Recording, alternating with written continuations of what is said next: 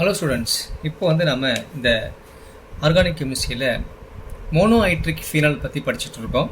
அதில் அடுத்த கிளாஸ் வந்து லாஸ்ட் கிளாஸில் இந்த மோனோஹைட்ரிக் ஃபீனாலில் இருக்கக்கூடிய அந்த OH தொகுதி இருக்கு இல்லைங்களா, அதனுடன் வினையை படித்தோம். அதாவது ஃபீனால் இருக்கக்கூடிய OH தொகுதியுடன் வினையை படித்தோம். இப்போது ஃபீனால் இருக்கக்கூடிய மோனோஹைட்ரிக் ஃபீனால் இருக்கக்கூடிய அந்த பென்சீன் வளையம், ஸோ ரியாக்ஷன் இன் benzene ring phenolic compound, monohydric phenolic compound கூடிய பென்சீன் ரிங்குடன் என்னென்ன வினைகள் நடக்க போகுது அப்படின்னு படிப்போம்.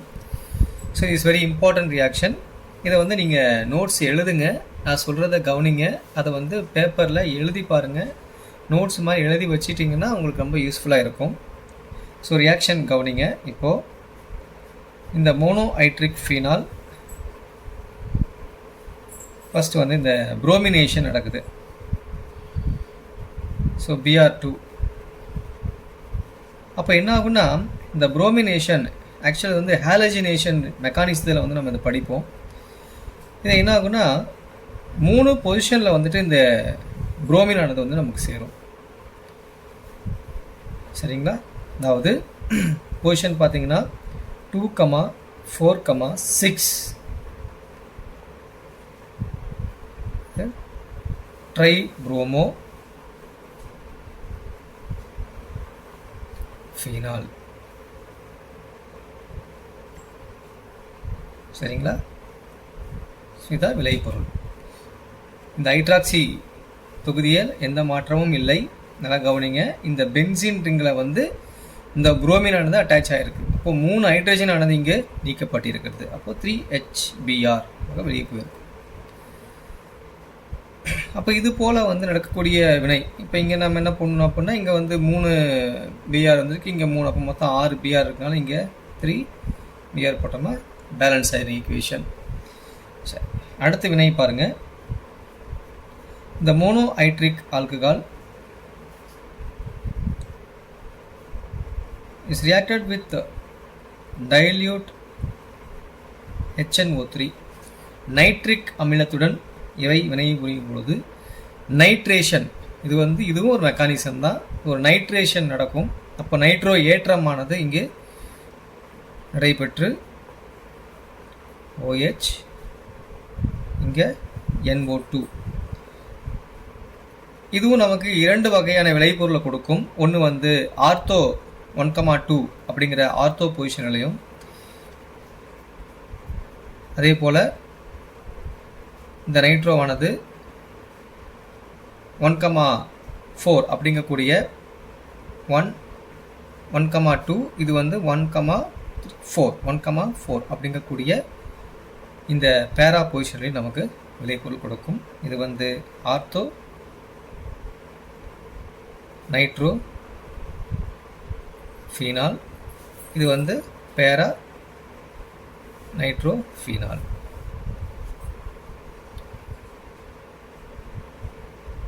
ஸோ 2 விளைபொருளானது நமக்கு இங்கே பாசிபிலிட்டி இருக்குது. ஒன்று வந்து ஆர்த்தோ, இன்னொன்று வந்து பேராங்கிற பொசிஷன்.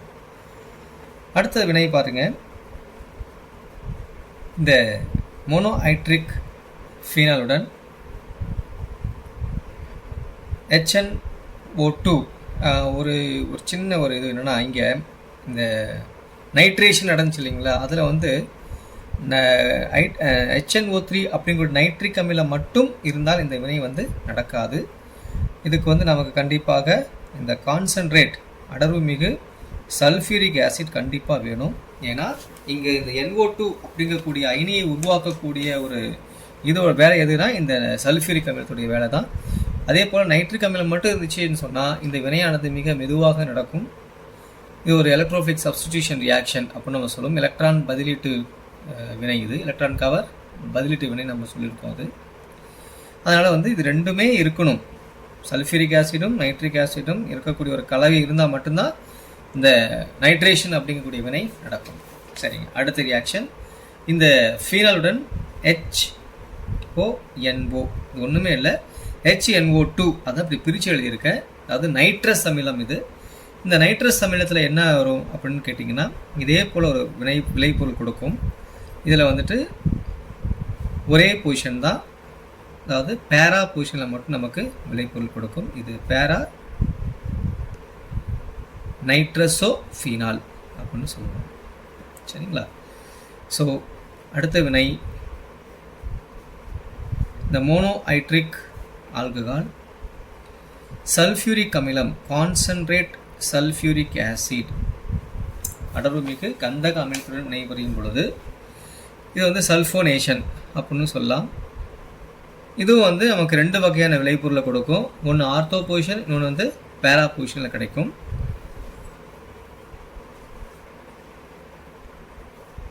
பாருங்க, 1,2 SO3H அப்படிங்கக்கூடிய சப்ஸ்டிடியூஷன் ஒரு பதிலீடும் ஆர்த்தோ பொசிஷனில், அதே போல் பேரா பொசிஷனில் SO3H அப்படிங்கிற பொசிஷன்லையும் இந்த பேரா பொசிஷன்லையும் SO3H அப்படிங்கிற சப்ஸ்டிடியூஷன் பதிலீடு கிடைக்கிறது.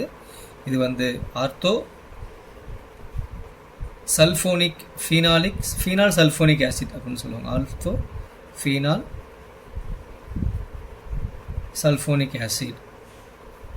இப்போ this is para phenol sulphonic acid. சரிங்களா? அடுத்த ரியாக்ஷன், இந்த மோனோஹைட்ரிக் ஆல்கஹாலானது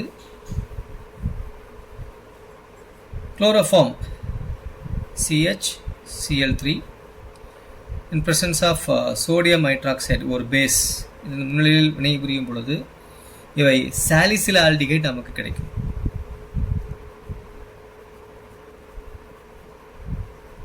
பார்த்தீங்கன்னா H, இங்கே வந்து CHO அப்படிங்கக்கூடிய ஒரு பதிலீடு நமக்கு கிடைச்சிருக்கு, ஒரு ஆல்டிகைட் குரூப். ஸோ சாலிசிலிக் ஆசிடை வந்து நமக்கு அந்த அமிலத்துக்கு பதிலாக இங்கே ஆல்டிகைட் இருக்குது. ஸோ திஸ் இஸ் சாலிசில் ஆல்டிகைட் அப்படின்னு சொல்லுவோம்.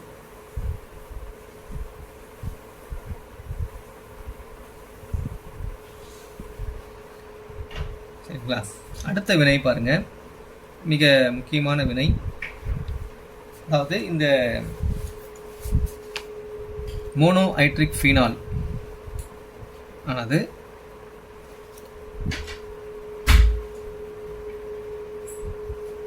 C6H5N2Cl, இது வந்து டயோசோனியம் சால்ட் தான் இதுவும். இப்போ இது போல் டயோசோனியம் உப்புடன் வினைபுரியும் பொழுது என்ன கிடைக்கும் அப்படின்னா,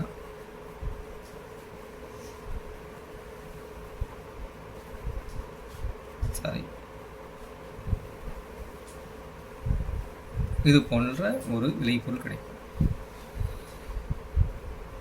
வெரி சிம்பிள். இந்த C6H5 தான் நான் வந்து இங்கே பென்சின் ரிங்காக போட்டிருக்கேன். இந்த N2 அப்படியே தான் இருக்குது. ஸோ இந்த OH அப்படியே தான் இருக்குது. ஸோ எந்த மாற்றமும் இல்லை. அப்போ இங்கே என்ன நடந்திருக்குன்னா, இந்த பென்சின் தொகுதியானது இந்த பென்சின் ரிங்குடன் சேரும் பொழுது இங்கே இருக்கக்கூடிய ஒரு ஹைட்ரஜனானது வெளியேற்றப்படுகிறது. சரிங்களா? அப்போ இந்த ஹைட்ரஜன் எங்கே வெளியேறும்னா இந்த Cl-உடன் சேர்ந்து HCl-ஆக வெளியேறுகிறது, ப்ளஸ் HCl. இதுக்கு என்ன பேர் அப்படின்னா, இது ரெண்டுமே பேரா பொசிஷனில் அட்டாச் ஆகிருக்கு. ஸோ இந்த OH இருக்கக்கூடிய இந்த ஃபீனாலை மட்டும் வச்சு பார்க்கும் பொழுது 1,4 அப்படிங்கும் போது 1 2 3 4, தட் இஸ் 1,4 இஸ் அ பேரா பொசிஷன். இந்த பேரா பொசிஷனில்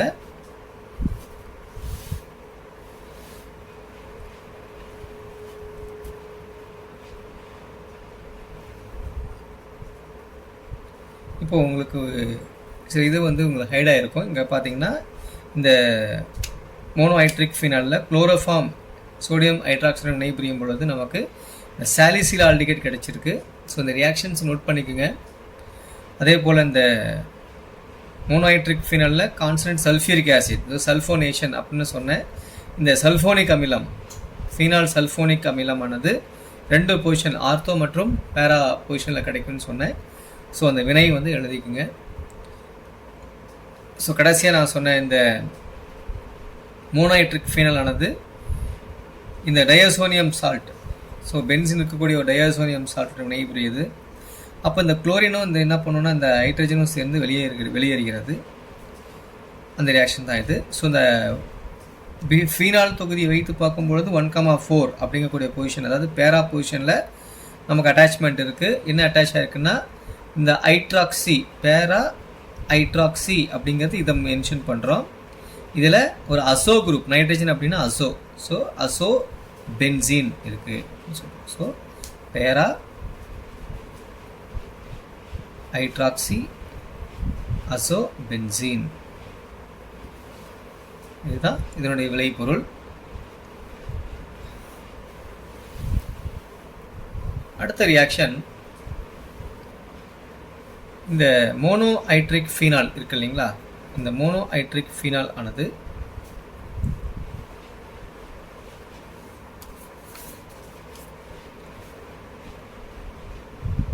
தாலிக் நீரிலி, தாலிக் அன்ஹைட்ரைட் அப்படின்னு சொல்லுவோம் இல்லைங்களா, இந்த தாலிக்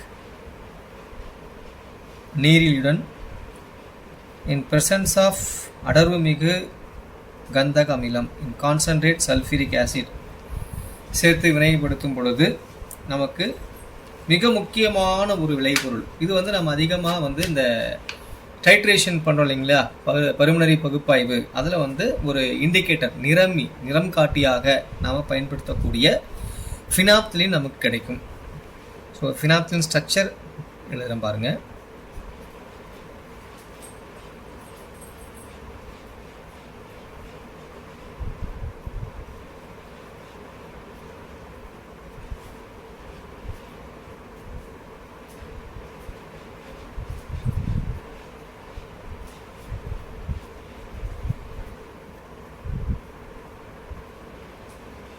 OH, OH. This is the phenolic structure. இதான் வந்து ஃபினாப்திலினுடைய வடிவம்.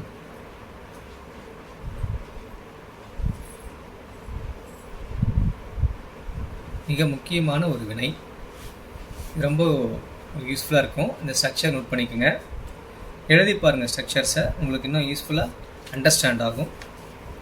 அடுத்தது இந்த மோனோஹைட்ரிக் ஆல்கஹால் ஆனது, அது மோனோஹைட்ரிக் ஃபீனால் ஆனது CrO2 அப்படிங்கக்கூடிய ஆக்சிடேஷன் ஆன ஒரு குரோமியம், தென் Cl2 குளோரினேஷன். இது வந்து ஒரு நெசன்ட் ஆக்சிஜன் முன்னிலையில், அதாவது பிறவி நிலை ஆக்சிஜன் மூலமாக இதெல்லாம் வினைபுரியும் பொழுது என்ன ஆகும்னா நமக்கு குயினோன் கிடைக்கும். இது அழகான ஒரு ஸ்ட்ரக்சர் இந்த குயினோன் அப்படிங்கிறது. ஸோ நமக்கு குயினோன் கிடைக்கும். சரிங்களா?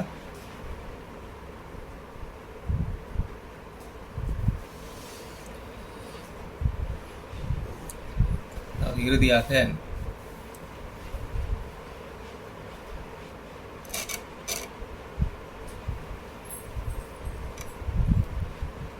இந்த மோனோஹைட்ரிக் ஃபீனால் ஆனது இது வந்து ஆக்சிடேஷன். ஓகேங்களா? இப்போ நம்ம படிக்க போகிறது என்னென்னா ரிடக்ஷன். பிறவி நிலை ஹைட்ரஜன் நம்ம சேர்க்குறோம் in presence of the nickel metal. அப்போ என்ன ஆகுனா இங்கே இருக்கக்கூடிய எல்லா ஒரு இது வந்து அன்சாச்சுரேஷன் இல்லைங்களா, அன்சாச்சுரேஷன். இப்போ என்ன கிடைக்க போகுதுன்னா ஒரு சேச்சுரேஷனாக ஒரு காம்பவுண்ட், அதாவது டபுள் பாண்ட் இல்லை. இங்கே பாருங்கள், alternate double and single bond இருந்தால் தான் பென்சீன். அப்படி இல்லைன்னு சொன்னால் இதுக்கு பேர் வளைய எக்ஸேன், அதில் OH இருக்குது. அப்போ இதுக்கு என்ன பேர் அப்படின்னா திஸ் இஸ் சைக்ளோ எக்ஸனால். OL அப்படிங்கிறது ஆல்கஹாலை குறிக்கிறது. ஸோ இது வந்து வளைய எக்ஸனால். Very simple. இது வந்து உங்களுக்கு ஒரு கிட்டத்தட்ட ஒரு 12 ரியாக்ஷன் பக்கம் எழுதி காமிச்சிருக்கேன். இந்த 12 ரியாக்ஷனுமே ரொம்ப முக்கியமான ரியாக்ஷன். இது உங்களுக்கு அண்டர்ஸ்டாண்ட் ஆனிச்சின்னு சொன்னால் உங்களுக்கு ஈஸியாக வந்து இந்த ஃபீனால் அதில் இருக்கக்கூடிய வினைகள், அதில் ஏற்படக்கூடிய வினைகளை வந்து உங்களால் புரிஞ்சிக்க முடியும்.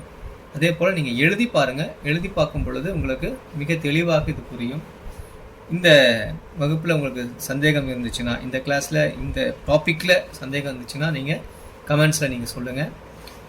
இதை வந்து நீங்கள் எழுதி பாருங்கள். எழுதி பார்த்தா மட்டும்தான் உங்களுக்கு இது மறக்காமல் இருக்கும், ஈஸியாக புரியும். Thank you students.